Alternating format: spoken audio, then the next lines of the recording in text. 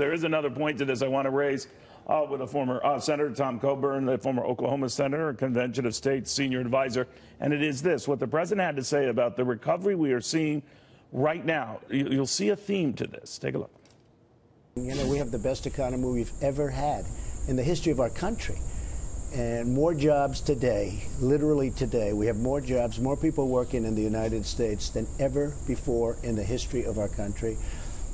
Black unemployment, Asian unemployment, women unemployment, Hispanic unemployment, historic lows.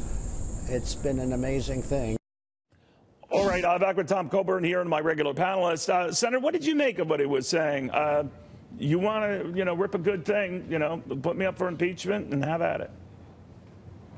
Well, I think economy matters in midterm elections. And I think he's the generator of a lot of the confidence that we have today, the generator of the tax cuts that we have today. So I think there's a lot of truth in it, that if, in fact, you impact his leadership by challenging the legitimacy of his election, which they've done from day one because it didn't fit with their viewpoint of things, I think you have a negative effect on the economy.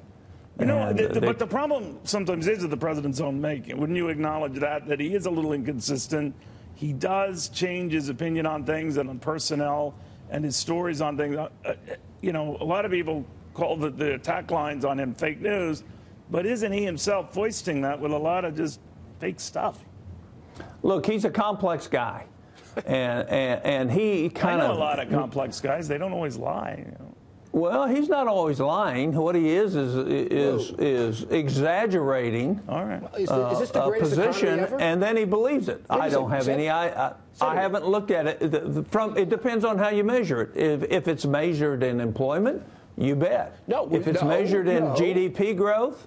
No, if it's measured in employment, we have more people in the country. Well, but the senator raises a good point, Charlie. He's saying, if it's an exaggeration that's different from a lie, and then maybe that's the case. Liz, I don't want to get into the weeds about, motives and everything else, but the president is right to stand and look at the attractiveness of this economy and what's at stake if it gets too far. To the senator's point that this is much ado, though, about missing the basic economic underpinnings, which are sound. What do you think? Yeah, I think they are very sound. I mean, we're looking at another quarter. The Fed, Atlanta Fed, is now talking about 4.3% growth in the third quarter. I don't know if that's going to turn out to be true. They're a crazy Fed. They are. I mean, it's all over the place. I was hoping you wouldn't mention that. But, we're also talking earnings growth in the third quarter of 20%. Look, the numbers look good for the end of the year. And I think we have seen a real, again, I come back to the confidence. When Trump was elected, consumer and business confidence went through the roof. That is not accidental, and that has driven a lot of spending. So he gets some credit for this. Whether that will override all the other issues taking place, my view is that it is incredibly important to get some trade deals done. That takes away a big, big uncertainty that's been overhanging the market. And then we have this political stuff, and we'll see how that turns out. Could I just bring the senator into this? Senator, do you think that getting some progress, something on trade, and the president's talking about it today, talking about the value of, our intellectual, rights and the rest that the Chinese and others abuse. If he were to resolve that in one way, shape, or form, or just get that passed, what then? Well, first of all, that bill has been passed, and it's going to be much harder for anybody to steal our intellectual property. It was easy before. I think leadership matters, and I think to find a way, though, Senator. Well, they've got hundreds and thousands of people every day trying to penetrate our technology through the internet, and both privately and through a part of the government. But the point is leadership matters when it comes to creating a positive vision about the future.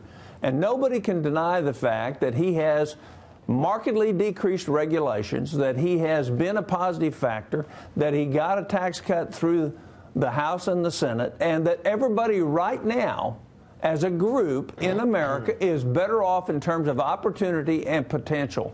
And that, you can't discount that. Well, that's all true. And people feel better about the country, and they don't necessarily like his exaggeration, but the fact is I was in 32 states this year already.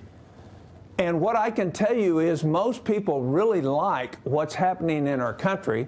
They don't necessarily like Donald Trump, but they like what he's done. That's a very fair point. That's a very fair point. I don't know how you get a blue wave with a reprint of 4% economic growth. I'll give you that. But I will say this, and we should also point out, in dealing with China, sometimes our companies willingly gave over the intellectual property. We should know that as a cost of doing business there. So as a cost of getting in. No, it was, but Charlie, it was extorted. It was extorted. But they agreed to be extorted. So I'm not saying it's a good thing. I'm just telling you that's well, what that doesn't make them any less mobbish. I know. Listen, I've dealt with those type of guys in my life. But one other point I would just make, we don't have the greatest economy ever. He does not have to lie about the nearest Chinese restaurant. And that is a problem that's going to keep hurting Donald Trump and the Republicans politically when your leader of the country. In other words, his poll numbers and their party poll numbers would be stronger without that. If he wasn't such a wacky exaggerator, yes. Well, it doesn't get in the way of you being a great reporter. I think the problem is with the personality. Good point. What do you think now? I think the problem is the personality. Right. I think the senator had a point. I think the problem is the personality, and I think that that's. Market came back. There you go. It's slowly coming back, Charlie, because of you, because of your commentary. I think it's be very careful following these minute-by-minute moves. Senator, one final question, and thank you for your patience. Is it your sense that all this attention on Manafort and Cohen and what could come out ultimately from the Mueller probe, that it will end up just being noise, and let's say the House stays Republican, goes nowhere? Well, the question I have as I watch this every day is, what's this have to do with the president colluding with the Soviet Union?